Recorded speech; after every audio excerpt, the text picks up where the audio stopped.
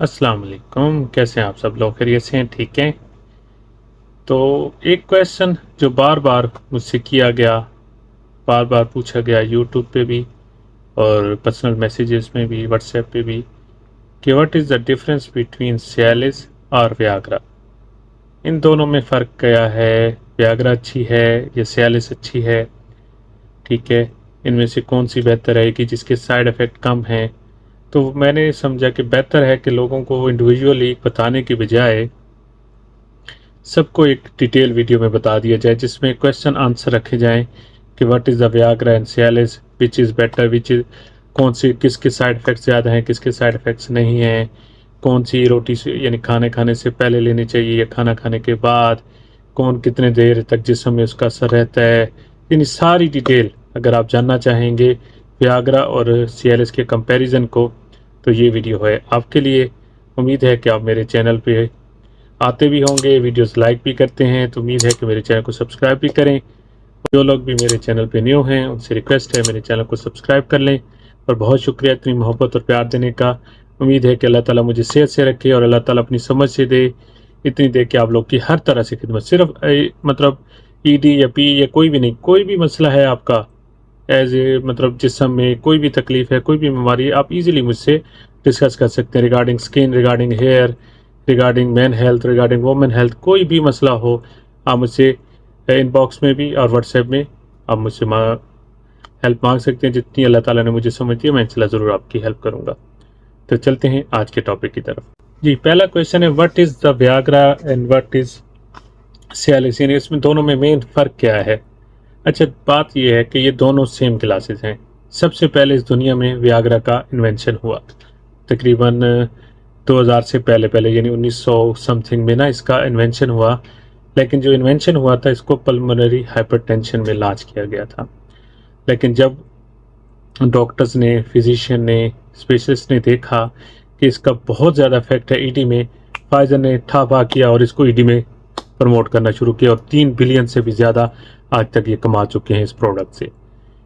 ठीक है, लेकिन एज़ कम्पेयर टू इसके कुछ साइड इफ़ेक्ट्स ज़्यादा हैं। फिर 2009 में एक ऐसा ब्लॉकबस्टर लॉन्च हुआ जिसने इस मतलब है कि वियाग्रा को सही मुकाबला दिया चट के और वियाग्रा की मार्केट को बिल्कुल डाउन कर दिया।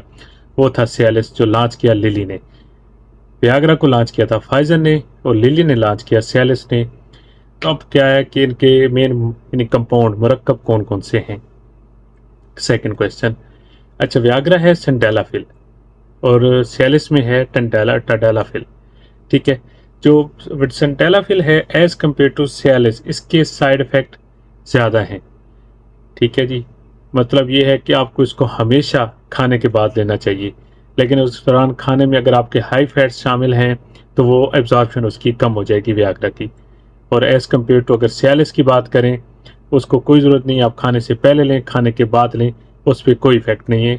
वो अपना असर पूरा आपको एब्जॉर्प्शन पूरा देगी और पूरा अपना इफेक्ट देगी। थर्ड क्वेश्चन है कि कितना पहले लेना चाहिए हमें हम बिस्तरी से अपने पार्टनर के साथ। तो वियाग्रा के बारे में लोग 1 hour to up to 2 hours कहते हैं कि इसको लेनी चाहिए ताकि आपको 100% रिजल्ट के लिए। जहाँ तक अब सियालिस की बात करें तो 30 मिनट से 1 घंटा मैं रिकमेंड करूँगा। वैसे वो कंपनी डिमांड 30 मिनट करती है, लेकिन मैं फिर भी 1 घंटे तक ले जाता हूँ ताकि उसका 100% आपको रिजल्ट मिले। ठीक है, दूसरा जो सियालिस का एक और बेनिफिट है ओवर द वियाग्रा, ये एक तो पल्मोनरी हाइपरटेंशन की भी ड्रग ऑफ चॉइस है, साथ में आपके जो प्रोस्टेट है उसकी इन्लार्जमेंट को भी डील करती है। इसका ये भी बेनिफिट है, यानी अगर किसी कस्टमर्स का या पेशेंट का प्रोस्टेट का भी इशू है तो वो सियालिस के साथ उसके भी बेनिफिट वो अवेल कर सकता है। अब बात करते हैं नेक्स्ट क्वेश्चन की कि इसका जिस्म के अंदर वियाग्रा का कितना असर रहता है और सियालिस कितना असर रहती है।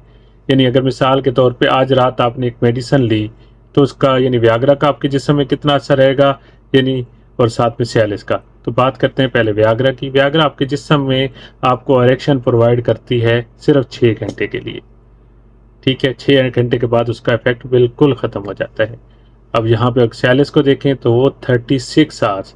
तो इसलिए मैं रेकमेंड करता हूँ कि वियाग्रा कभी भी डेली नहीं ले, सियालिस कभी भी नहीं डेली लेनी चाहिए, क्योंकि सियालिस का mode of action, duration of action perfect है और 36 आवर वो with in the body remain रहता है। ठीक है। अब ये कौन सी क्लास है और ये कैसे इफेक्ट करती है और कैसे हमें बेनिफिट देती है? अच्छा, दोनों की क्लासें एक ही हैं, PDE5 यानी फास्फोडाइएस्ट्रेज इनहिबिटर्स हैं। ठीक है, इनका मोड ऑफ एक्शन क्या होता है कि जितने भी मतलब हमारे जिस्म में एक कंपाउंड होता है नाइट्रोक्साइड, बहुत जल्द आपको नाइट्रोक्साइड की एक वीडियो मिलने वाली है जिसमें benefits of nitric oxide in our body इंशाल्लाह डिटेल्स में और आसान में और सादा अल्फाज में बताऊंगा।